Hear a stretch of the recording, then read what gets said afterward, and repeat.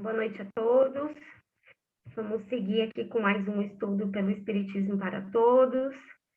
Que nós possamos estar na companhia da espiritualidade amiga, dos nossos mentores, buscando o entendimento da moral espírita e que possamos manter o respeito, a amizade, a troca de conhecimento no grupo, no estudo de hoje.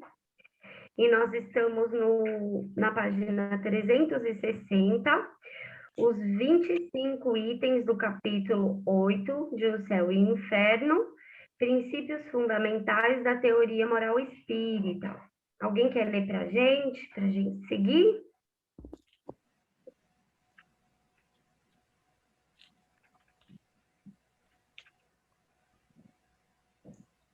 Quer que eu leia, Juju? Pode, por favor, Má. Obrigada. Imagina, você, a hora que você quiser que pare, você vai dando um alô, tá, Ju? Eu divido com você. Tá bom, Rolim. Ótimo. Tudo bem, Rolim? Um abraço. Ótimo. Outro. Os 25 itens do capítulo 8º de O Céu e o Inferno, princípios fundamentais da teoria moral espírita. Allan Kardec organizou o entendimento das leis da justiça divina em 25 itens presentes no capítulo 8º de O Céu e o Inferno. Como ele explica, essa teoria foi elaborada a partir de duas fontes: os ensinamentos dos espíritos superiores, respeitando o critério da universalidade e a confirmação das ideias pelo estudo de milhares de comunicações de espíritos, desde simples, imperfeitos, em progresso até os felizes, confirmando assim os princípios estabelecidos. Esse texto, com seus 25 itens, foi o alvo principal dos adulteradores do livro. Infelizmente, a quarta edição em francês, que foi adulterada em 1869, serviu de base para todas as posteriores, inclusive todas as traduções feitas pelo mundo. Ou seja, depois desse ano, os espíritas ficaram impedidos de conhecer essa apresentação conclusiva da teoria moral do espiritismo em sua forma autêntica. É importante destacar que entre a teoria original e a versão adulterada há uma mudança radical, pois enquanto a primeira fundamenta a moral autônoma, a segunda a deforma, repetindo os dogmas falsos das religiões ancestrais, criados para manter o povo submisso pela fé cega e obediência passiva. Isso porque a teoria verdadeira coloca as condições de felicidade e infelicidade totalmente na responsabilidade de cada espírito, e assim, por consequência, todas as dificuldades, problemas, infortúnios, barreiras, privações, enfermidades são oportunidades valiosas para o espírito, trabalhando para a sua própria evolução, superar as imperfeições e conquistar suas virtudes. Desse modo, além de empreender sua própria evolução, conquista o estado de felicidade por seu próprio esforço. E o espírito consciente, desejando trabalhar em seu próprio adiantamento, escolhe criteriosamente as dificuldades que deseja enfrentar nas vidas futuras. Essa é a lei da escolha das provas, princípio fundamental da teoria moral espírita. Alguém quer fazer algum comentário, gente?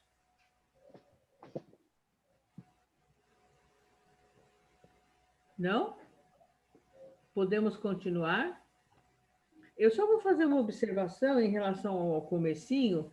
Outro dia, num grupo nosso de estudo, uma pessoa citou um exemplo que, dando a entender, confundindo um pouco, né, essa coisa da universalidade do ensino dos espíritos superiores, dizendo, uma vez né? Em determinada casa espírita, fulano fez uma reunião mediúnica na casa dele e o espírito deu uma mensagem. E coincidentemente não, no mesmo dia, uma outra pessoa fez uma reunião mediúnica na casa dela e o espírito deu a mesma mensagem. E um terceiro, idem. Como dando a entender que isso seria como se fosse a Universidade de Ensino dos Espíritos Superiores, e não é, né?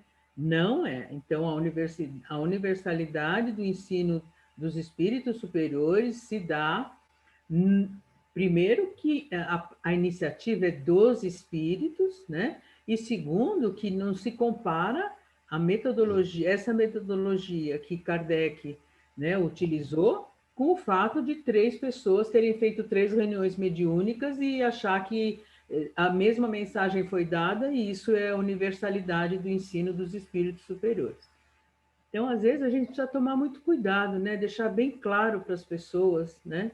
O que a fidelidade e o critério extremamente severo que a universalidade do ensino dos espíritos superiores. Não é porque meia dúzia de espírito comunicou a mesma mensagem que é esse princípio, esse critério. Podemos continuar? Eu ia fazer o comentário da questão da expiação, mas vai ler no próximo parágrafo e depois a gente para e comenta. Melhor Tá. ler. Você avisa, tá, Juju? A hora que você quiser que pare. A versão adulterada, colocando falsos itens no texto, engana o leitor e leva-o a acreditar na inexata ideia do karma e do pecado punidos pelo sofrimento físico e moral, próprios da moral heterônoma e das religiões ancestrais. Veja, este é o ponto fundamental da adulteração em O Céu e o Inferno. O adulterador intencionalmente confunde expiação com castigo, entre parênteses, ou punição. Essa é uma das mais importantes questões a se levar em conta na recuperação da autonomia moral, teoria original de Kardec. Pois, na doutrina espírita, esses 2 termos possuem definições completamente diferentes. Repetimos, a expiação é uma escolha livre do espírito das situações que enfrentará em sua reencarnação com a finalidade de superar uma imperfeição. Já o castigo ou punição é o estado de sofrimento moral, que é sempre uma consequência natural de uma falta cometida ou do estado de imperfeição do espírito. Essa diferença representa a superação dos dogmas ultrapassados do velho mundo, colocando a teoria moral espírita na vanguarda do mundo novo. É aqui, Ju, que você quer comentar? Porque é só para a gente refletir, né? Porque antes, lá no Céu e Inferno, quando a gente estudava a questão da expiação, dava, né, uma impressão de que aquilo estava sendo imposto. E assim, hoje, né, a gente tendo todo esse estudo e estudando o Céu e o Inferno, quando a gente lê o depoimento dos espíritos em expiação, você percebe neles total consciência da sua condição, da necessidade daquela prova que ele enfrentou, né? Aí sim a gente consegue perceber o que o Paulo está falando aqui, né, no começo, quanto que Kardec vai trazer aqui o resumo, né, no item 8, no capítulo 8, que faz um link total com os exemplos que a gente vai ter a oportunidade de estudar. Alguém quer comentar? Ju, eu estou com a dúvida. Quando ele fala assim, a expiação é uma escolha livre do espírito. Já o castigo e punição é um estado de sofrimento moral. Esse estado também não é uma escolha livre quando ele fala que dessa imperfeição, o castigo também não é uma escolha livre que ele tem que passar por esse castigo, como o da expiação? Então, nem sempre é livre, porque, por exemplo, livre é assim, é escolhido, refletido, tem espíritos que ainda não têm total percepção, mas tem o sofrimento, porque o sofrimento está ligado ao seu ato. Então, você fez, pensou, gerou o sentimento e você tem uma resposta comportamental. Se essa resposta, ela tá fora, a sua ação está fora da lei, você tem um sofrimento íntimo, imediato. Assim como quando você tem um ato dentro da lei, você tem a felicidade. Só que aí entra a questão psicológica, que é aquilo que o Janet trabalha bastante. Tudo, né, pesa, a intenção, o seu desenvolvimento moral, as circunstâncias né, em que você cometeu o ato. Vou pegar um exemplo. Você está lá numa briga, de repente você agride uma pessoa, empurra, ela cai, bate a cabeça e vem a óbito. Aí, ou então você tem uma briga por telefone com a pessoa, você vai lá no seu quarto e pega um revólver, sai de casa, pega o carro e vai lá na casa da pessoa e dá um tiro. A situação é a mesma, você tirou a vida de uma pessoa, só que tudo influencia, as circunstâncias, a sua intenção, a dificuldade em que você tem de fazer essa ação ou não fazer. Se você já tem o domínio da sua emoção, tudo isso conta. Então, o sofrimento, ele é inerente a isso. Né? Uma pessoa que já tem plena consciência, ela tem um sofrimento mais latente ali. E esse estado de sofrimento, eu posso ter ele tanto encarnada como desencarnada. Tá? Isso? Sim. E, por exemplo, Kardec, na Gênese, como que ele fala que é a punição? Qual é a punição para o espírito? É você ter que recomeçar a tarefa até você aprender. Porque por isso que ele fala. Isso, então ele dá um exemplo do escolar. Então, você está lá na escola, aí tem aquele aluno que se dedicou, que se esforçou, né, que passou de ano. Aí chega o outro que ficou lá, tacando papel pro teto, cabulava a aula, né, não se dedicava ao estudo, não prestava atenção na sala. O que aconteceu? A turma passou e ele ficou. Qual é o castigo dele? É ele ter que refazer. Vamos supor, o 5º ano, 6º ano. Esse é o castigo, porque ele precisa daquele conhecimento que é a base que vai sustentar ele na próxima etapa, que seria o 6º ano. Entendi. Aí, nesse caso, ele não tem outra escolha senão repetir de ano, ele não pode, não é isso? Então, mas aí dentro desse exemplo, que não tem aluno que fala assim, a Mara é professora. Pô, professora, custava você me dar um ponto? A culpa é sua, aquela professora é mó ruim, ela me repetiu por causa dela. Ela não me deu um ponto. Você geralmente percebe que é meio ponto.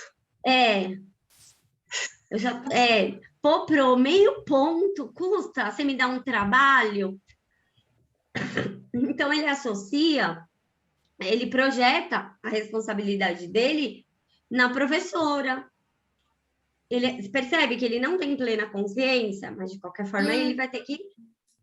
Eu penso que a diferença do espírito em expiação é a consciência do seu estado.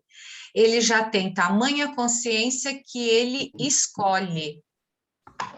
Ele escolhe uma prova para superar aquela imperfeição que ele já tem consciência que tem. Ele já caiu em si. Antes disso, ele sofre naturalmente o efeito dos seus atos, mas ainda não tem condições de escolher uma prova para superar aquilo.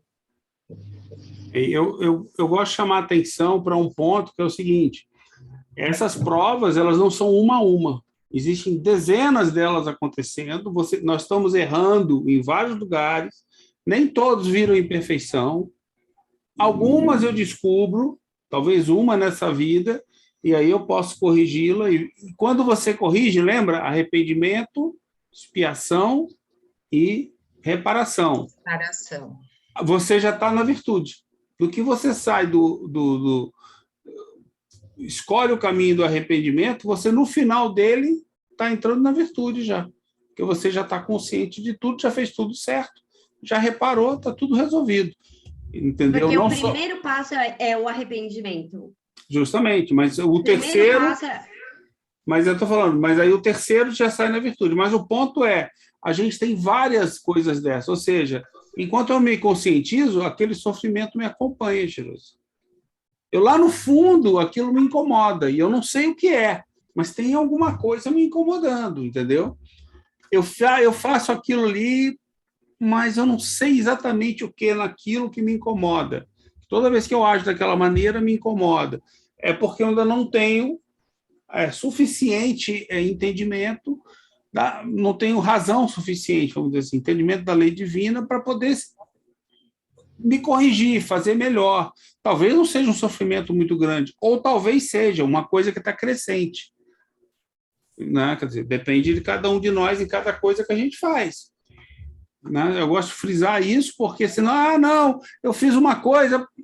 não. Você pode ter várias coisas, algumas você percebe agora, outras daqui a algumas vidas, outra depois, outra na próxima. Vai saber. Isso aí é do esforço, é da evolução moral que cada um trabalhou para ter, para fazer. Ninguém te dá isso. É um esforço seu. Entendeu? Então, o castigo é relativo, né? Não é um castigo que você mesmo se impôs. Ninguém te impôs o castigo. Essa é uma grande diferença, né? Do que ele fala aqui de castigo e punição. Ninguém te impôs. Foi você mesmo que escolheu espiar. Então, por que seria um castigo, se eu estou escolhendo? É uma reparação, é um arrependimento. Então. Ok, entendido. Obrigada. Sabe, Jerusalém, eu penso assim, eu concordo muito com o que a Juliana falou, Mari falou, Satiri falou também. Eu acho que a gente já tem assim uma pequena palhinha, vamos dizer, guardadas as devidas proporções, quando encarnados mesmo, né?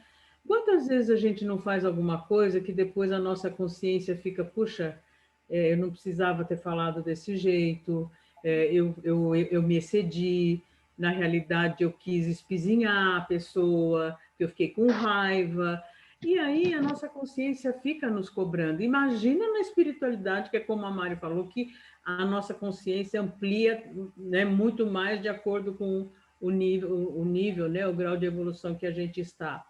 Então, eu penso assim que o processo é o mesmo, claro, né, guardadas as devidas proporções da gente quando encarnado, né, sendo que, né, a gente também tem a oportunidade de se rever enquanto encarnados, de transformar, de pedir perdão, de pedir desculpa, de reparar, mas enquanto encarnados o nosso orgulho, a nossa vaidade, eu não que eu vou pedir desculpa, paciência, eu estava nervosa mesmo, agora já foi, né? A gente às vezes fala assim, enquanto na espiritualidade, não. Tem chance, né? Nós vamos ter, faz parte do nosso processo. O que eu percebo também, Má, a questão da expiação, pelo menos nos depoimentos que estão lá no céu e inferno, né?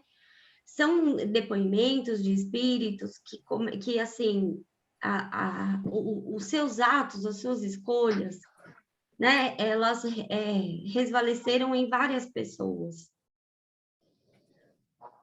E aí, a consciência, né? Que nem tem um deles que ele narra, que é tem dois exemplos uma que é uma moça que era moradora de rua, e depois tem o Marcos, o mendigo, que é um dos que eu mais gostei, o dele, sabe?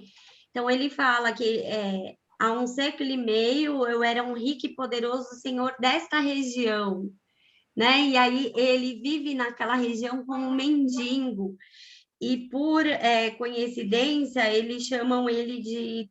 tem um termo que agora eu não sei se eu vou lembrar, assim, tipo um lorde, um nobre, sabe? É assim que eles o chamam. E aí ele escreve para a menina para contar a história dele, né? Então, eu vejo assim, que eles têm plena consciência do que eles fizeram, de quem eles prejudicaram, e eles escolhem passar uma situação, né, em que ele vai ser provado exatamente naquilo que é a dificuldade dele. Porque aí sim ele vai saber, porque lá, né, no céu e inferno tá lá. Não basta que você se arrependa, você tem que mostrar. Não adianta você falar para Deus, né, eu me arrependi, nunca mais eu vou fazer. Você tem que se colocar naquela situação para ver se realmente você consegue lidar com aquilo. Porque aí sim é um retorno sério e efetivo ao bem. Sim. É igual quando você tem uma questão da dependência. Você só vai saber se você tá bom daquilo quando você estiver de frente para o gatilho que te aciona. Aí você vai ver o quanto que você consegue superar aquilo. Não, eu sou mais forte que isso. Eu vou superar. É bem isso que você falou, né, Ju? Você vai vivenciar o arrependimento, é isso que você está falando, né? Porque, que nem o Janê, ele vai falar assim, ó, o remorso, o arrependimento, ele sempre vem acompanhado do remorso. Então, antes você, né, começa a fazer as coisas, você cada vez mais vai tendo um sofrimento moral. E isso vai te gerando, né, um remorso, uma insatisfação, um sofrimento íntimo. Você começa a refletir sobre a situação. Porque enquanto você projeta para o outro, é o outro que é falso comigo, é o outro que não presta. Então, você ainda não está despertando a consciência. Porque quando você traz para você, por que essa situação está acontecendo na minha vida? Recorrentemente, o que eu preciso aprender? O que eu preciso mudar? Porque as situações se repetem na nossa vida, porque o aprendizado ainda não foi conquistado. Cara, reflete, pensa e modifica. E se você vê que você está cometendo, o problema está em mim, eu tenho que mudar isso em mim, você sente o remorso, eu não devia ter feito. E eu me arrependo. Em outras situações, eu vou buscar fazer diferente. Mas, né, cada situação, ela é levada em conta tudo que a psicologia traz, as circunstâncias, o seu desenvolvimento moral, o domínio que você tem das emoções, né, o uso que você tem da sua vontade, é todo esse processo psicológico. Eu lembro de estar lendo lá as evocações, né? E aí os espíritos eles vão relatando a causa de sofrimento deles e é tão variado. E o que me chamou a atenção assim bastante foi um espírito que ele estava tendo um sofrimento moral por tédio, né? E chega ao ponto de ele pedir uma encarnação para ele sair daquele tédio que ele estava lá no mundo espiritual. E daí ele pede encarnação para que aqui ele não está pedindo uma encarnação para reparação. Ele está pedindo uma encarnação para fugir do tédio que é a vida dele lá no mundo dos espíritos. E daí esses sentimentos que causam esse sofrimento moral, né? Que é que nem o que a Marisa falou, se aqui a gente tem sofrimento moral, mas a gente se distrai com muita coisa e a gente vai deixando de lado. Agora, no mundo espiritual, não tem por que você se distrair, você vai ficar ali o tempo todo aquele sofrimento moral batendo em você. Então, o orgulho é um sofrimento moral, o remorso, né? Enquanto você não se arrepende para querer uma reparação, é um sofrimento moral. E achei interessante do tédio, né? De ser um sofrimento. O caso moral. desse espírito, Rô, não é aquele que ele fala do teatro, que ele. Não lembro se é esse. Não lembro agora. Que ele fica indo no teatro. O livro seu. Porque o caso, se for esse, o caso dele não é o caso de um espírito em expiação. É nos casos de espírito em expiação. Porque a maioria não está em expiação, gente. É isso que a gente também tem que refletir. É prova. Não, tem um capítulo só de expiação. A parte, né? Só de expiação. Só de expiação. Isso que é legal, né? Sim. Nesse só de expiação, que é Olha, os que eu... o dia que a gente fizer um grupo de estudo do céu e inferno e chegar na parte das evocações e a gente fazer estudo de caso, passo a passo, a gente vai aprender tanto, a gente vai entender tanto essa moral autônoma e o evangelho, Sócrates, nossa, a gente vai entender muito. No caso da ideia de céu e de inferno, porque os espíritos, eles se condicionaram nessas ideias, e daí eles se veem lá no mundo dos espíritos, que lá a gente vai se deparar com a verdade, né? E daí causa esse sofrimento moral. Tem vários motivos vários sentimentos para ter sofrimento moral no mundo espiritual. E quanto mais a gente se esclarece aqui enquanto encarnado, penso eu que a gente vai estar melhor preparado para saber distinguir, para saber interromper, sabe? Falar assim, ó, peraí, isso daqui está me causando sofrimento moral, por quê? Então, acho que a gente vai aprender a lidar mais rápido com esse sofrimento moral. Porque todos nós ainda nós vamos ter, né? Nós somos imperfeitos ainda. Mas a gente vai aprender a lidar mais rápido. E já começar aqui, né? E olha só, é interessante isso que a Rô está falando, que a Ju também falou, porque eu me lembro que a gente já, na primeira versão, na versão original, é a primeira vez que nós estamos fazendo, mas na versão adulterada, a gente já tinha estudado 2 vezes o céu e o inferno, né? Lá no grupo Noel, uma presencial e outra virtual. E é tão interessante porque tem os casos dos espíritos que o sofrimento moral deles, pelo mal que eles cometeram, é tão grande, que eles escolhem como expiação a mesma natureza de prova do mal que eles causaram. Então, um deles fala, eu quero passar por isso, porque só assim eu vou estar com a minha consciência tranquila e estarei fazendo o meu retorno ao bem. Então, assim, imagina a amplitude que deve ter a hora que é espelhado para nós, né, através da nossa consciência, enfim, tudo aquilo que nós fizemos, né? Principalmente... Parece que é um modo de ele se perdoar, né? Eu causei essa dor e eu só vou conseguir me perdoar, apesar de eu fazer uso da razão. Eu estou entendendo tudo isso, mas eu só vou conseguir me perdoar quando eu sentir aquilo que eu fiz o outro sentir. Quando eu passar por aquilo que eu fiz. Mas esse entendimento está ligado à questão de eu só aprendo pela dor, entendeu? Pelo sofrimento. A questão da expiação... A ideia está nessa palavra perdoar. A questão da expiação é você se colocar numa prova para você verificar se você consegue superar aquilo. Não, eu acho que, às vezes... Foi a minha percepção. Eu acho que... tudo bem. Eu tenho a impressão, não sei porque eu não lembro como é que eu fiz as outras imperfeições que eu passei, mas eu tenho a impressão que a gente começa devagar, que a gente se propõe a fazer uma prova, às vezes até muito grande, mas aí vai e consegue fazer uma menor, e você vai passando, até porque você não basta passar uma vez, né? Você tem que passar ao longo de muito tempo, porque o ato que você condicionou, talvez você tenha condicionado, se for uma imperfeição, já for o vício. Você vai ter que descondicionar. Você não descondiciona fazendo 1, 2, 3 numa vida.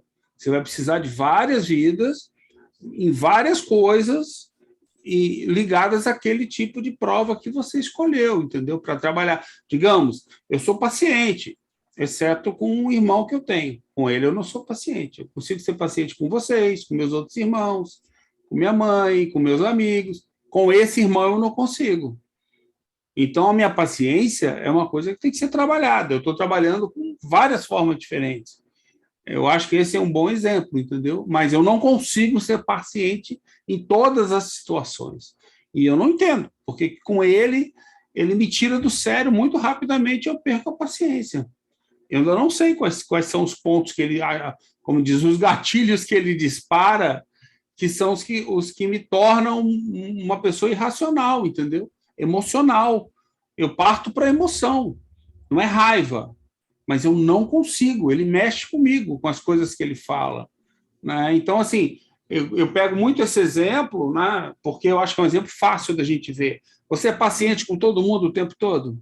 Você tem paciência de escutar uma pessoa? Você tem paciência de ouvir as asneiras de outra pessoa? Você tem paciência para não sair na briga quando a coisa é séria? Paciência tem vários níveis, entendeu? Então, pode ser que eu quero desenvolver minha paciência, né, que seja o que eu quero. Então, quais provas eu vou escolher? São inúmeras provas. Mas, sem querer, assim, eu acho que a gente buscar ser reducionista, eu acho que deve ser complicado. Eu quero... Que a gente tem que pensar, o ato, o castigo, ele está associado ao ato. Sim. Porque, por exemplo, justamente. Não faz sentido, por exemplo, você virar para o seu filho e falar assim, não pode bater. Aí você vai lá... É isso mesmo. Quando ele belisca alguém, você vai lá e bate nele. É por isso que eu acho assim, se eu tenho uma imperfeição que eu faço sempre naquele, que eu identifico que eu fiz em um ato, não é uma mera questão de voltar aqui e não fazer aquele ato e pedir para passar. Esse exemplo da paciência, para mim, é claro. Entendeu? É uma questão de todos os momentos onde eu possa praticar aquilo, eu possa estar observando e me melhorando. Melhorando o quê? Em direção à paciência. É por isso que quando a gente se arrepende, identifica e começa a questão do arrependimento, quando eu chegar na reparação, acabou. Se eu tinha um vício, eu passei a ter uma virtude. Mas não é uma reparação de meia dúzia de situações numa vida. São muitas vezes, em vários lugares, trabalhando aquele mesmo aspecto. Mas aí você está falando, por exemplo, da prova. Em algumas situações, na expiação, por exemplo, nos relatos dos espíritos da expiação... Eu não li ainda, eu não cheguei lá. É numa expiação ali que ele supera, entendeu? Isso, é ali. Mas, quer dizer, basta ele chegar... Mas ali, basta ele fazer uma superação e acabou? Não, na expiação. Na expiação. Por isso ele julga que aquela expiação é a necessária para ele se superar. Não, mas ele superou com aquela ideia? Então, nos casos, até onde eu li, ele supera naquela expiação.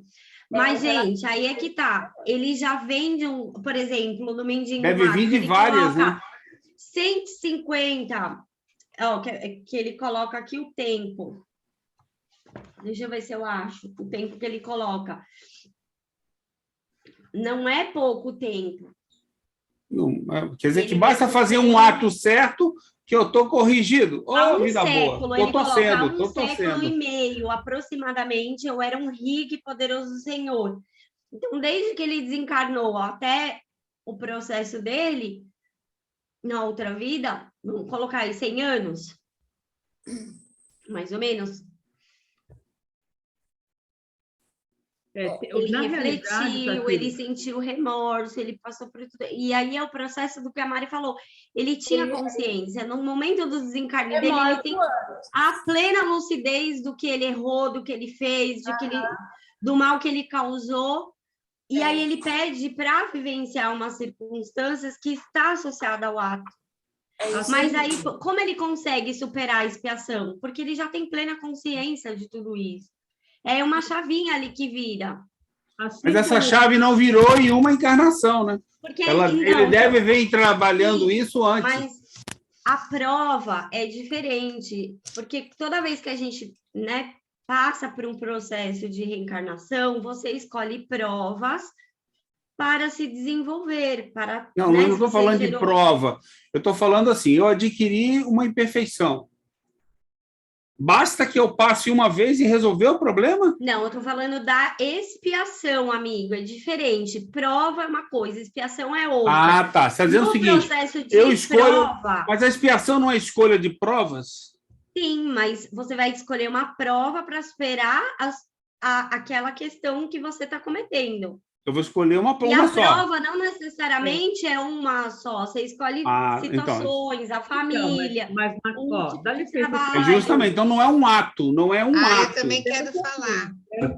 Diga, Clá. No caso, tem um caso na segunda parte, como a gente já viu, eu não me lembro agora na categoria, mas ele enterra uma mulher viva e ele escolhe como expiação e a mesma natureza daquele mal que ele cometeu. Ele escolhe, está lá relatado. Ele escolhe a Sim, mesma... porque está associada ao ato. Exatamente. Mas não é só, eu preciso passar tal coisa só pela dor. Não é nesse Porque senão, assim, fica aquele entendimento de a dor, eu passar pelo que eu causei no outro que me transforma. Não, precisa do processo de conscientização dele.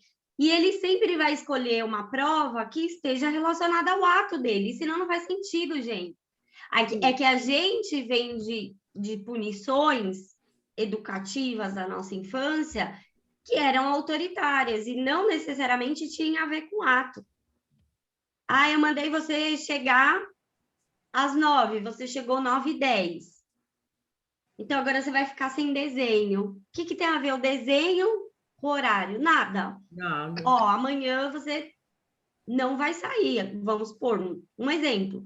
A consequência, se a gente combinou 9 horas, você chegou 10, você está me mostrando que você não tem responsabilidade com horários. Então, amanhã você não vai sair. Você vai refletir no seu comportamento. Pensa.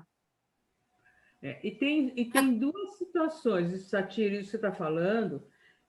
No caso desse que o mal que ele cometeu, ele enterrou uma pessoa viva e ele escolhe a mesma natureza de prova para, vamos dizer, o processo de reparação dele, de retorno ao bem. Nesse caso, nessa vez. Assim como tem aquele menino de 4 anos, que era todo retorcido, tinha todo aquele problema físico, e ele conta que já em outra encarnação, na anterior, ele também tinha escolhido uma natureza de prova que também fosse uma limitação física, etc., que vem ao encontro disso que você está falando. Então, está ligado ao entendimento, né, Ju? Está ligado ao entendimento do ciclo de arrependimento, expiação porque não e reparação. Não é determinista. Tipo, justamente, não é uma nem 10, não é muitas nem poucas. Um processo ali. Depende de cada um de nós. Até agora, naquela vida, ele reparou. Ele já estava no retorno ao bem, porque a vida dele foi dedicada ao bem. Tem espíritos que talvez não imediatamente, e tem espíritos que escolhem situações. Eu vou pegar um exemplo que agora me veio na cabeça, de um suicida. Então, ele escolhe ter uma limitação física para que ele não cometa o mesmo ato. Mas aí você percebe que ele não está no mesmo processo do outro que já retornou ao bem? É diferente, gente. Ele ainda vai precisar de um processo mais longo. E existe algo ali no corpo que está impedindo ele de cometer um ato. Fazer o que ele faria. Não é só ele plenamente consciente. Então, não há plena consciência. A sua vontade naquela conquista, naquelas escolhas, naquela superação. É diferente. Ele escolheu a prova. A Clarice queria falar, né? A Clarice quer falar. Fala, Clarice. Não, então, eu quero aproveitar o exemplo do Satiro, tomar a liberdade que ele já abriu o caminho, e falar o seguinte, eu não acho que eu não entendi bem. Você tem que desenvolver a paciência, Satiro, justamente com este irmão, porque de nada adianta você estudar essa doutrina tão a fundo e você não exercitar. Tua expiação, de repente, enfrentar esse irmão para conhecê-lo, entendê-lo e desenvolver a tua paciência, como ele. Não, mas peraí, cuidado, que eu não sei se é minha expiação, se eu escolhi isso. Primeira coisa. Segunda coisa, eu desenvolvi minha paciência nessa vida que eu reconheço, com várias situações, em vários lugares, mas não em todas. Eu citei o meu irmão, mas tem outros momentos que eu não tenho paciência, eu não identifiquei ainda, por isso que eu falei, eu ainda não identifiquei qual é o gatilho que o meu irmão toca, que certas situações que acontecem tocam, porque eu não fico necessariamente com uma emoção à flor da pele. Ou seja, o lado irracional que eu tenho, eu reconheço isso. O vigiar está indo bem. O orar é que eu não sei o que fazer, entendeu? Eu não sei qual é a oração. A parte do orar, eu não sei ainda qual é a oração. Então, eu preciso parar em várias situações, ou seja, eu me coloco, vamos dizer assim, eu me colocaria num processo de entendimento, porque eu não entendo. As minhas emoções aí não estão sob controle em algumas situações, entendeu? Entendi. Então, o meu trabalho é esse, eu vejo dessa maneira. Quer dizer, e assim, e para mim faz sentido numa psicologia de que eu não resolvo o meu tal. Não, conversei com o psicólogo, passei por uma situação, resolvi o meu trauma. Para quê? Pronto, resolvido. Aí, esse entendimento, para mim, é um pouco complicado. Eu acho que eu posso vir desenvolvendo sem saber. Eu não sou completamente alienado da paciência, né? Eu tenho paciência, eu tinha alguma, melhorei. Situações que eu não sabia que eu era impaciente, eu percebi que eu precisava ter paciência, resolveria o problema, entendeu? Então, a gente vai vendo isso. Então, assim, eu tenho dificuldade, é minha dificuldade, falando do espiritismo aqui, entendeu? De olhar assim, eu vou escolher uma expiação, porque eu tenho pleno entendimento de tudo e nunca passei de nada. Aí é que eu entendo a Ju falar. Você já passou por várias provas que te deram compreensão e entendimento, razão, te levaram à razão. Aí eu concordo. Mas eu posso ter escolhido essas provas nas outras vidas passadas. Aí era uma expiação. Se eu não escolhi, passei por elas, tem um momento que, eu olho e falo, caramba, eu já passei por isso ali. Então, agora eu quero passar por essa prova que eu acho que eu aguento. E aí talvez eu me resolva. Aí a expiação foi uma só, porque foi consciente nesse momento.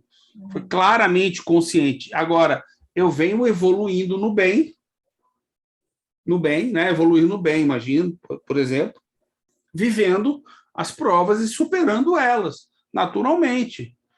Entendeu? Mas, do outro lado, eu posso ser um viciado, ter um vício, ter uma imperfeição muito forte.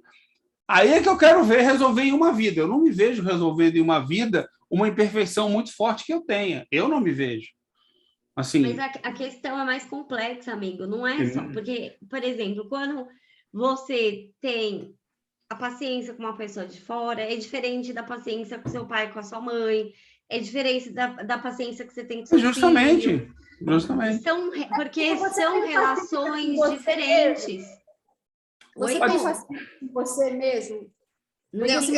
Não, mas é o que a Ju falou, pode ser diferente, mas eu identifico, Ju, por que eu falo isso? Porque eu identifico semelhanças entre os momentos que eu cito a paciência. Tem momentos semelhantes que eu tenho com outros amigos que vai bem. Com esse meu irmão não vai bem. Com aquela outra situação, com aquela pessoa, também não vai bem. Eu vou te dar um exemplo. Por exemplo, o seu amigo, vamos supor, algo que te irrita nele. Que você acha que é um gatilho parecido com o do seu irmão. Só que aí o seu amigo, ele chega para você, bate lá 10 minutos de papo e você fala, o cara tá na mesma. Já me faltou paciência, não vou mais falar com ele. Daqui um mês eu vou ficar... mas o irmão você não abandona, mas o irmão você não... Só que o seu irmão é diferente, a sua mãe liga, desabafa, a sua outra irmã liga, porque o fulano, o nosso irmão, fez isso. Você tem que lidar com as emoções. Então, gente... Obriga mais a lidar com as emoções. É isso mesmo. As emoções são a chave. São coisas que envolvem relações e a gente tem que saber refletir em tudo isso. Ô, Ju, lidar com as emoções é a parte da gente ter paciência com a gente mesmo, não é? Não, lidar com a emoção é tudo que é irracional. Se você trabalhar a tua emoção, você é irracional. Agora, se você dominar a tua emoção, botando a razão por cima, aí sim você está sendo racional. Mas você me fez lembrar de uma coisa. Quando eu era criança, acho que até uns 13 anos de idade, as minhas irmãs, tudo 1 ano, 2 anos, 3 anos a mais que eu. Aí elas conversavam entre elas, eu conversava com a minha mãe, e às vezes eu ouvia, eu perguntava, né? o que é isso? Por quê? Porque assim. E aí elas não tinham paciência de me explicar. Aí elas já me tiravam da conversa, brigava comigo, falava que eu era burro, que eu não entendia, porque eu ficava perguntando. E às vezes elas falavam, tipo assim, uma coisa que era preta, elas falavam que era cinza, ou uma coisa que era branca, elas falavam que era amarelo, mas eu estava vendo a cor correta. E elas queriam, tipo, me ludibriar, sabe? Eu falava, não é, não estou entendendo. Aí elas não tinham paciência comigo. Então, às vezes, é nesse sentido. A gente não tem paciência porque a gente não tem aquela paciência de explicar para a pessoa. Ou a pessoa é perguntadeira demais. Ela está perguntando muito. E você não consegue acompanhar. Aí você fica sem paciência. Aí você tem que detectar. Mas eu queria voltar lá nos relatos dos espíritos lá no Céu e Inferno, que tem os espíritos na parte de expiação. Eles são evocados. Por exemplo, eles tiveram um acidente, sofreu um acidente. Só que eu não lembro, gente, eu só lembro como é que foi o acidente dele. Ele morreu, ele trabalhava numa fábrica que acho que era de tintas, de solvente. Aí o tambor caiu em cima dele, aí ele morreu. Aí um parente dele lá conversou na sociedade e pediu para que evocasse, se eu não me engano. Aí evocou, aí Kardec foi com a mesma conversa, né? Como que você se encontra, você está feliz? Aí vai conversando com o espírito, aí chega essa parte, daí ele fala assim, isso foi uma expiação. Então, assim, é como se ele lembra da vida, aí Kardec pergunta, você lembra da sua vida anterior? Aí ele vai descrever o que é que aconteceu na vida anterior. Aí ele descreve a última vida dele. Daí é como se caísse a ficha nele mesmo. Tipo, caramba, eu passei por uma situação que eu também provoquei em outro. Percebe isso, Marisa? Sim, sim. No relato lá? Então, assim, porque assim, ó, Kardec faz ele lembrar da vida anterior, ele está lá no mundo espiritual. Kardec faz ele lembrar da vida anterior e ele lembra da última vida. Então, ele vê lógica, ele vê razão naquele acidente dele, ele não se revolta, ele não põe culpa em ninguém. Então, mas aí é a questão da consciência, porque esse espírito, Rô, é o senhor Létio, não sei se é assim que pronuncia, mas olha a fala que finaliza, ele sabia que as dores da vida são provas e expiações, e a submeteu-se, e a ela se submeteu-se sem murmurar. Percebe? Por conta da sua fé sincera, que lhe proporcionou na vida futura, que deu coragem para ele. Olha o processo de consciência dele. Entendeu? Então, não é só a questão... Porque, gente, tem pessoas que fazem uma maldade para alguém, ela sofre, talvez, ali, a mesma ato que ela fez para o outro, ela pode vir a passar, e isso não é suficiente para ela entrar no processo de arrependimento. Ela fica com remorso. Ela fica com remorso. Não, às vezes ela acha que a vida é injusta, entendeu?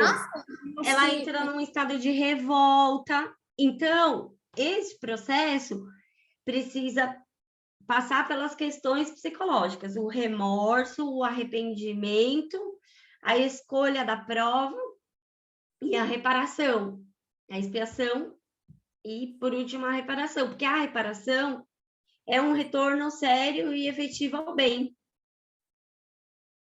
Então, por que ele lembra da outra vida, ou traz? Porque as vidas, né, as reencarnações estão interligadas, são sucessivas. Sim. Que é o que ele vai dar. E ele explica para ele mesmo, ele explica, enquanto ele relata para Kardec, ou para quem está evocando lá, conversando com ele explica para ele mesmo esse processo de consciência. Na vida anterior e na vida, a última vida, né?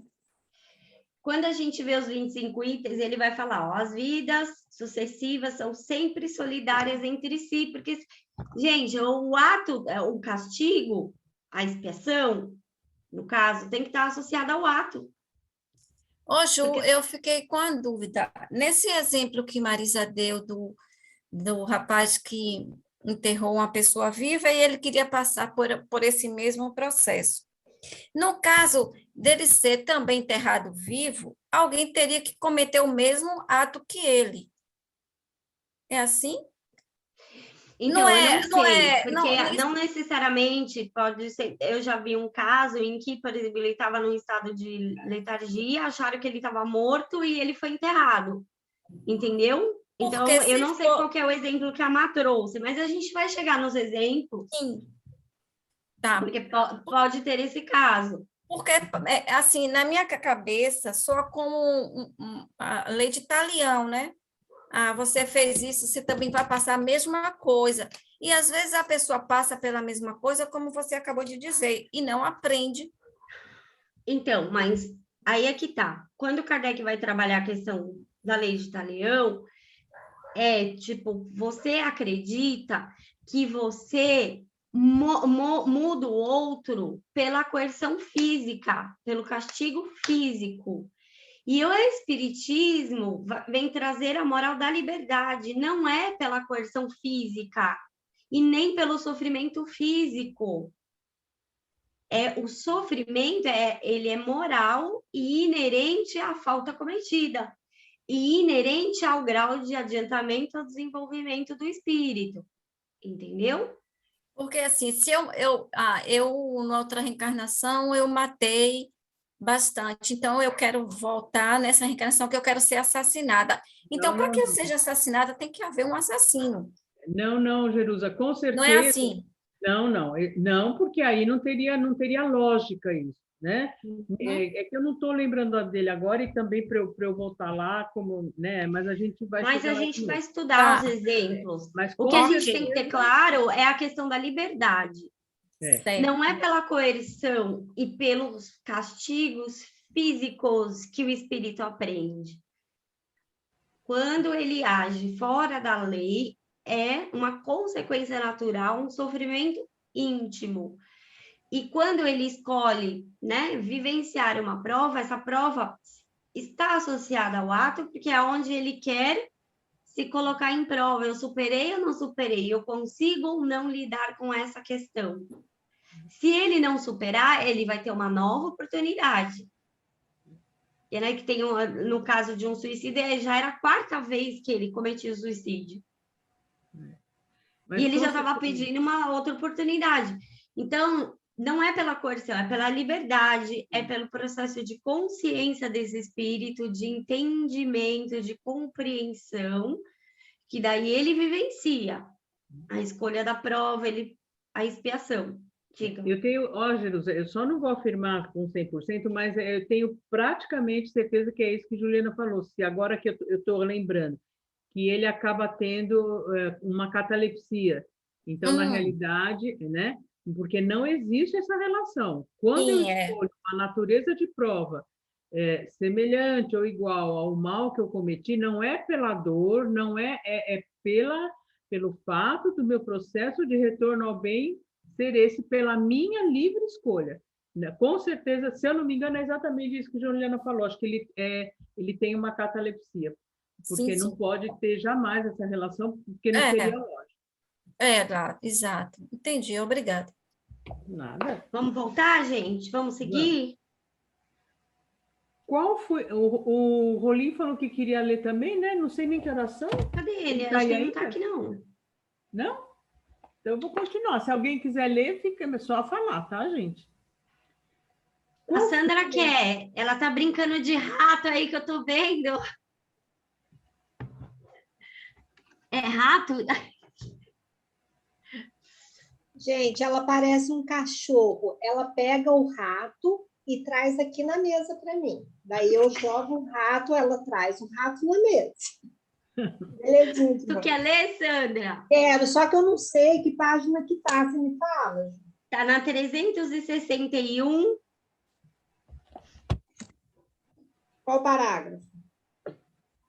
Qual foi? Depois da metade da página, Sandra. Qual foi a intenção do adulterador? Isso. Tá.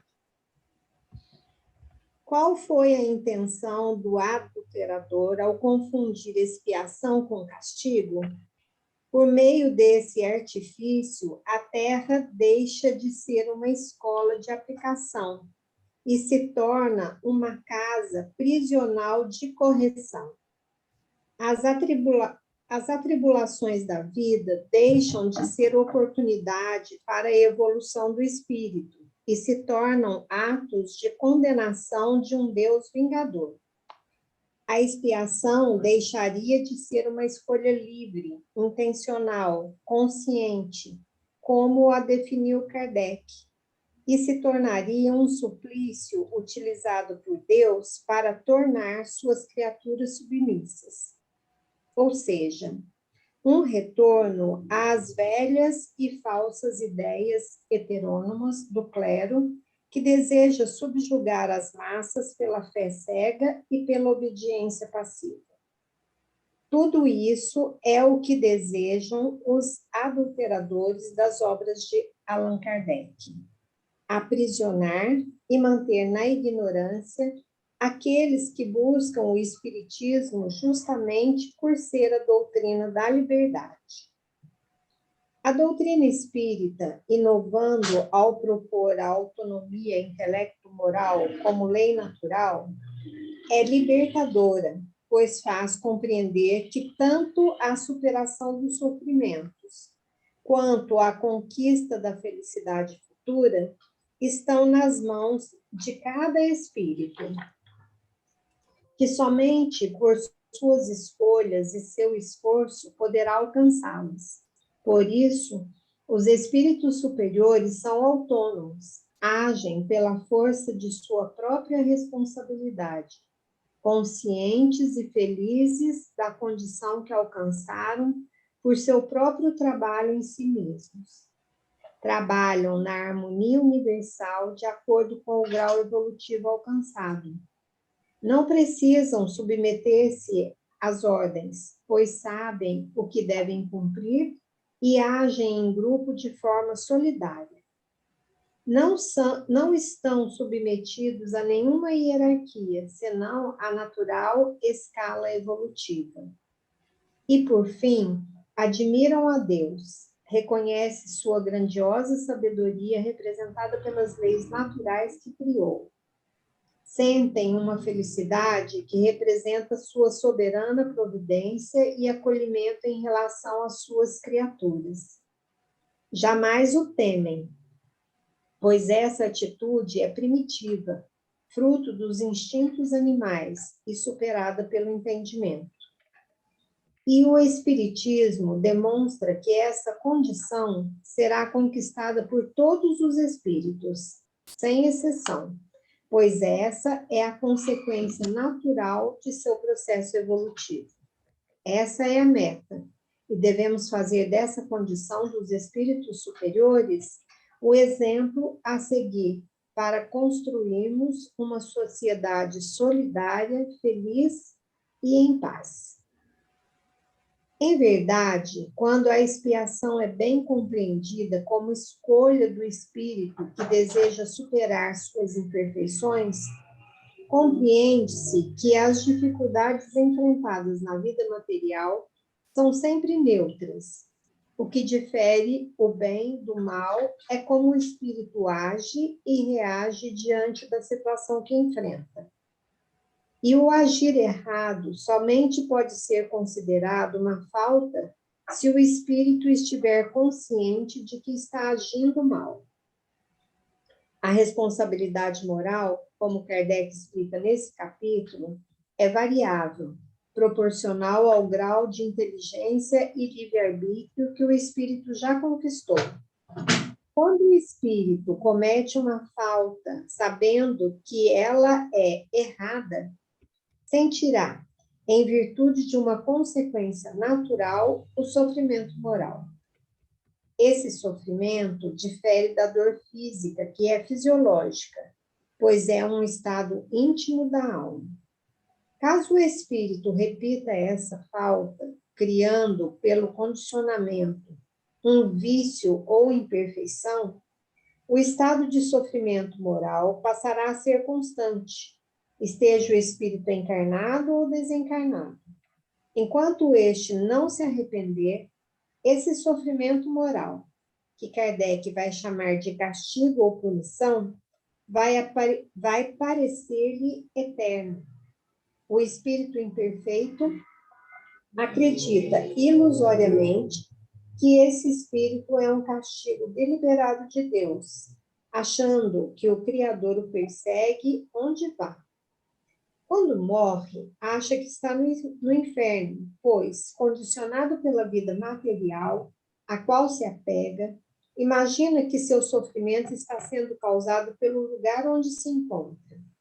Mas está enganado, pois o sofrimento moral é um estado íntimo, mantido por sua insistência em manter sua imperfeição.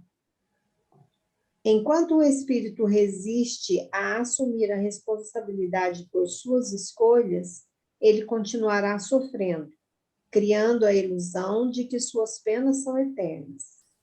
No item 8, Kardec vai demonstrar que a duração do castigo, sofrimento moral, está subordinada ao aperfeiçoamento do espírito imperfeito.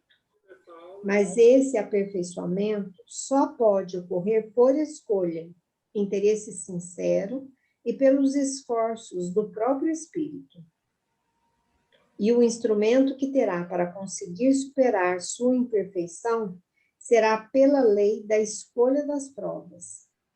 Assim, o primeiro passo é o arrependimento, ou a conscientização de sua responsabilidade moral pelo castigo que sofre.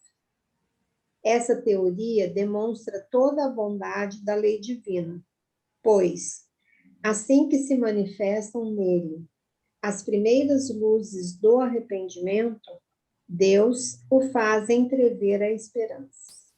O Céu e o Inferno, edição original, capítulo 8, item 11. Desde seu arrependimento, o espírito, no mundo espiritual, vai estudar sua condição, receber os ensinamentos dos bons espíritos e escolher os desafios que deseja enfrentar nas reencarnações seguintes. Essas provas escolhidas pelo espírito que luta para superar suas imperfeições é o que Kardec define como sendo expiação, ou seja, um aperfeiçoamento sério e efetivo.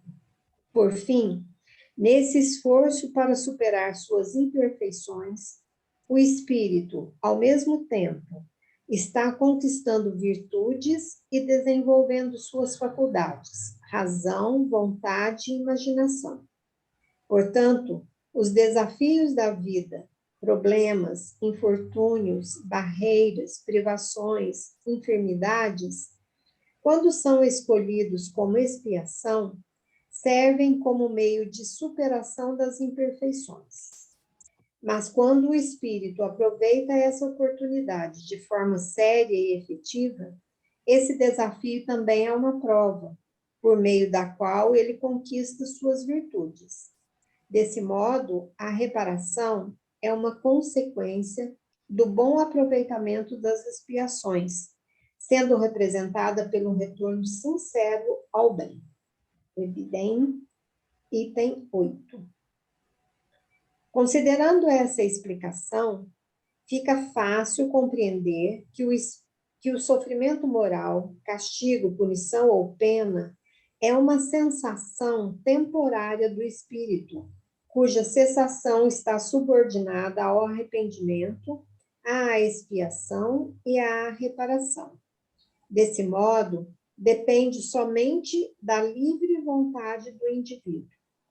O espírito que está consciente das leis da justiça divina enxerga a vida de maneira diferente, pois compreende que as dificuldades que vai enfrentar são oportunidades úteis e benéficas quando bem aproveitadas.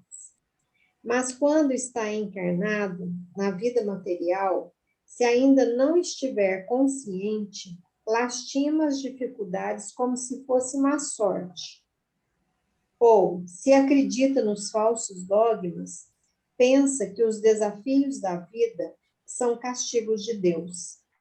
E então passa a se achar um renegado pelo Criador. um miserável ou condenado. Abandona sua autoestima e cai na tristeza ou desespero. Passa, então, a suplicar pelo perdão divino, achando que cabe a Deus cessar as dificuldades que enfrenta. Alguns, depois de suplicar desesperadamente, vendo que os problemas não acabam, ficam revoltados com Deus e lhe viram as costas, ficam amargurados. Outros, até mesmo, passam a agredir as demais criaturas para demonstrar sua indignação. Por outro lado, aqueles que acreditam piamente ou que estão desesperados porque já tentaram todas as alternativas para resolver sem sucesso seus problemas, podem servir de presa para os falsos profetas e ambiciosos sacerdotes, que, afirmando que são intermediários da misericórdia divina, exigem dinheiro e posses para que Deus alivie as dificuldades e lhes conceda benefícios como recompensa por sua submissão. Esses são os cegos conduzindo os cegos da parábola de Jesus. O que é melhor? Viver iludido pelas falsas teorias, esperando que Deus resolva os problemas, o que nunca vai acontecer? Ou compreender as leis da justiça divina, aproveitando as dificuldades da vida para seu próprio aperfeiçoamento?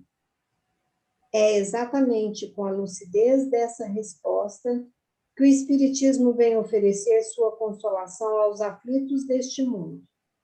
Pois, quando um indivíduo enfrenta uma deformidade, uma grande privação, a cegueira, uma paralisia, uma longa enfermidade, quase sempre essa dificuldade extrema é uma escolha do espírito antes do seu nascimento. Nota 71. Uma encarnação é dada quando é escolhida livremente como prova ou expiação, pelo espírito que deseja superar sua imperfeição e reparar o mal que fez. Já a situação de uma encarnação imposta somente ocorre quando o espírito ainda é ignorante para escolher por si mesmo, ou então muito endurecido. O indivíduo pode medir o quanto essa sua escolha já representa um aperfeiçoamento de sua alma, pelo tanto que aceita esse desafio como meio de progresso e superação.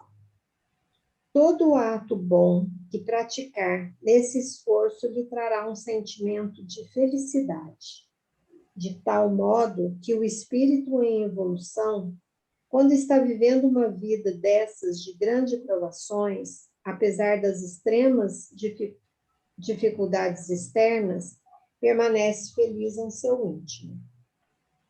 O indivíduo que escolhe esses grandes desafios da vida, tomando um corpo com deficiência físico-mental ou circunstâncias de grandes privações, aceitando essa condição como oportunidade, mantendo sempre a esperança, é verdadeiramente um bravo lutador. E quando o corpo morre e ele venceu a si mesmo, chega ao mundo espiritual com uma felicidade indescritível, por ter conquistado um degrau importante da sua evolução espiritual.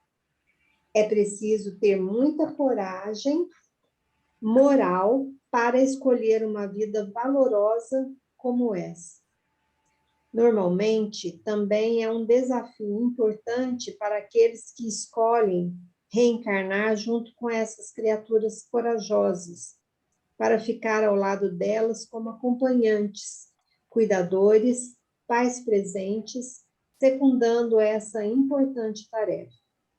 Eles agem como o atleta que apoia em seu ombro, e outro corredor acidentado, abrindo mão da vitória para ajudá-lo a caminhar até a chegada.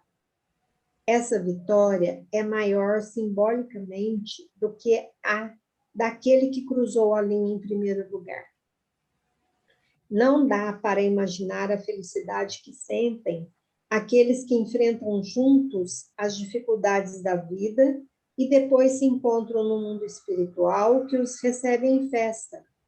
A escolha de, na vida, ajudar aqueles que enfrentam como heróis essas dificuldades extremas, abrindo mão das distrações terrenas, é a mais lúcida explicação das seguintes palavras de Jesus. Mas quando deres um banquete, convida os pobres, os aleijados, os coxos e os cegos, e serás bem-aventurado, porque esses não têm com que te retribuir, mas ser-te-á isso retribuído na ressurreição dos justos. Lucas 14, versículos de 12 a 15. Essa teoria moral que constitui as verdadeiras leis da alma resolve qualquer contradição aparente dos ensinos de Jesus. Representa o sentido profundo do que Jesus afirmou no Sermão do Monte e causa muita estranheza naqueles que enxergam a vida do ponto de vista dos prazeres. Bem-aventurados os que choram, pois que serão consolados. Bem-aventurados os famintos e os sequiosos de justiça, pois que serão saciados. Bem-aventurados os que sofrem perseguição pela justiça, pois que é deles o reino dos céus. Mateus, capítulo 5, versículo 4, 6 e 10. Mas a prova da riqueza daqueles que vivem a fartura e não enfrentam grandes dificuldades não está entre as mais fáceis, do ponto de vista da vida espiritual. Ela deve ser escolhida com muito cuidado e preparo, pois, diante dos apelos materiais, fica muito difícil o indivíduo ficar consciente dos verdadeiros propósitos da vida e não cair no ócio, no orgulho, nos privilégios. Essa condição, segundo as leis da alma, servem para que o indivíduo use seus recursos de maneira a fazê-los renderem frutos em benefício de todos, para auxiliar aqueles em dificuldade ao seu redor, como também agir em virtude dos avanços da humanidade. Por fim, as leis da justiça divina, apresentadas neste capítulo por Allan Kardec, definem que o sofrimento moral atormenta o espírito imperfeito indefinidamente, até que ele se arrependa sinceramente, pois essa conscientização é a mudança em sua disposição moral, o ponto de virada a partir do qual iniciará o caminho de volta para o bem. Deus já assinala esse momento como um alívio para o incentivar, dando-lhe esperança. Há espíritos que, apenas por se arrepender do endurecimento que até então mantinham, caem num real, profundo e sincero choro convulsivo. Mas esse sentimento não é nem de sofrimento ou de desespero, é de alegria e profunda gratidão. As suas sucessivas vidas, até então, são rememoradas em sua mente em poucos instantes. As emoções retornam, e a bondade divina faz com que eles imaginem a felicidade que está por vir. É um contraste entre o medo intenso de que até então eram tomados e o alívio que o arrependimento sincero oferece. Diante disso, depois de tantos anos, ou até mesmo séculos, sem enxergar como sair daquele sofrimento interno insuportável, ao verem que há uma luz no fim do túnel e que só depende deles chegar até lá, são tomados por indescritível alegria. Subitamente se dão conta da misericórdia e justiça divinas. Reconhecem como o Criador esteve sempre ao lado deles, aguardando essa iniciativa de sua livre vontade, e por isso lhes dá grande segurança. Essa esperança consoladora dará forças para que enfrentem de cabeça erguida as mais difíceis escolhas de provas e expiações, pois a esperança que Deus lhe coloca no coração vai se transformar numa inquebrantável força, conquista do seu esforço no caminho do bem, que lhe trará crescentes e inderrogáveis felicidades. Assim, explica Kardec. Assim se acha confirmada essa expressão. Eu não quero a morte do pecador, mas que ele viva e eu o acusarei, até que ele se arrependa.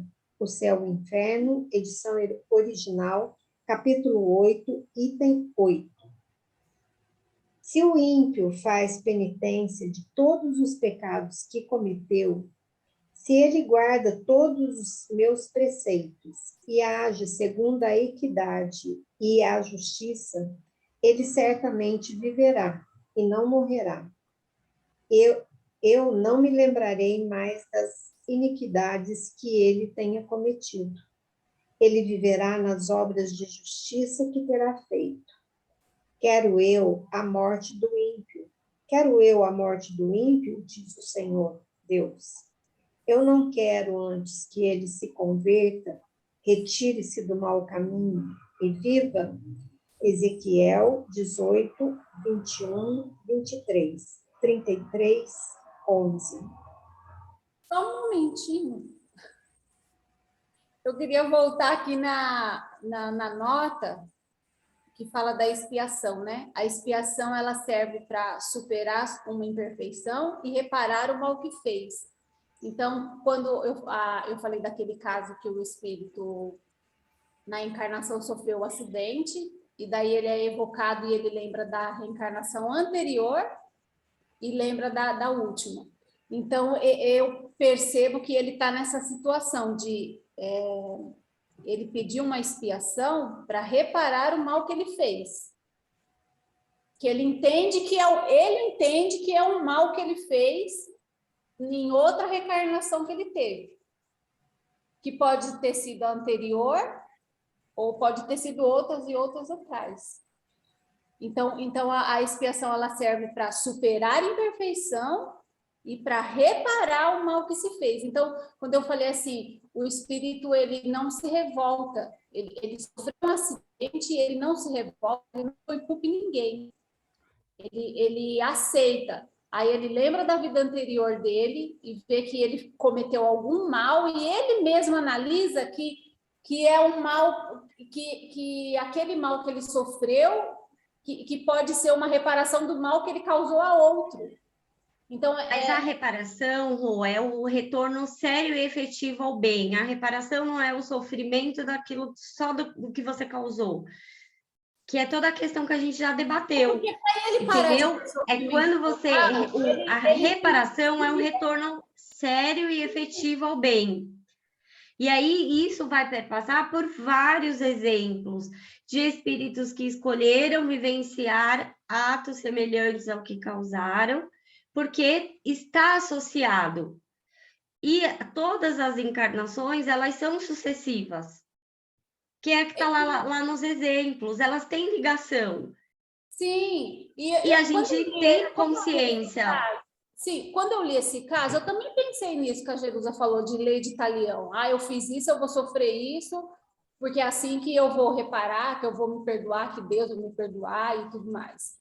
Ou o agredido também vai me perdoar. Eu também pensei nisso, mas depois eu pensei assim, caramba, quantas reencarnações, da primeira encarnação da gente aqui, simples e ignorante, até o estado que a gente está hoje aqui, quantas reencarnações a gente teve e por quantas situações a gente passou na vida?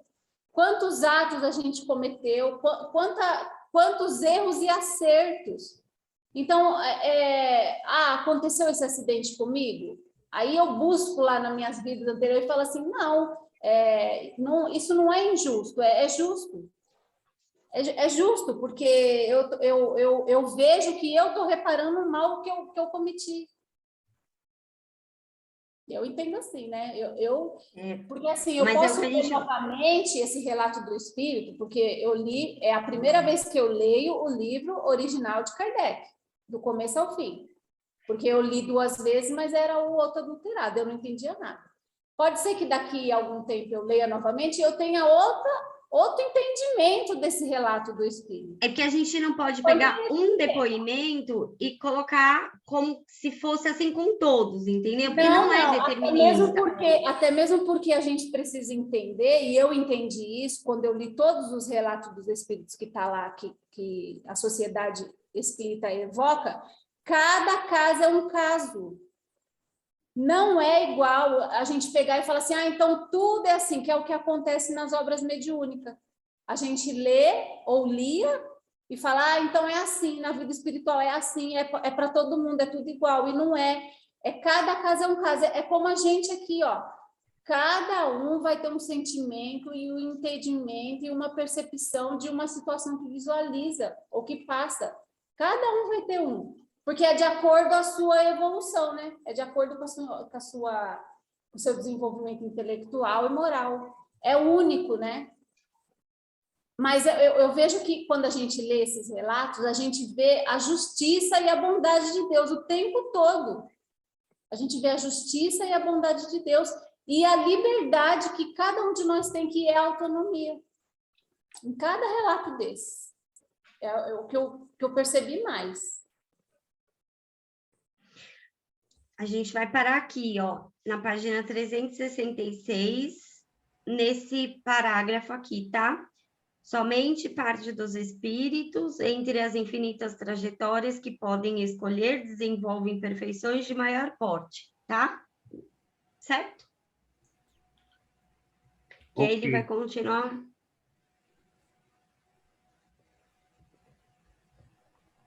Rô, eu sugiro a você que você pense na seguinte questão: o que é o mal?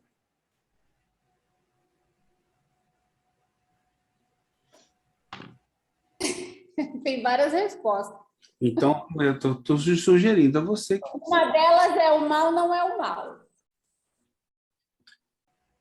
Entendeu? Que eu acho que E aí eu te faço a pergunta de Kardec: o mal existe e existe uma causa. Pois é, mas tem que pensar sobre isso. Existe? Tem uma causa. Qual é essa causa? De onde é que ela vem? É ignorância, é a ação do espírito ali, simples e ignorante. Ele vai agindo, vai interagindo, vai vivendo, vai fazendo escolha, vai fazendo escolha consciente, inconsciente. Rô, mas se ele é... Vamos pensar. Pensa, depois semana que vem. Pensa aí, Rô, deixa ela pensar. Se a gente não passar do horário. Tá. Senão a gente passa muito do horário e hoje ainda é terça, amanhã tem estudo, sexta tem estudo. Boa noite. Boa noite a todos. Boa noite, viu? Boa noite, pessoal. Tchau. Tchau. Tchau,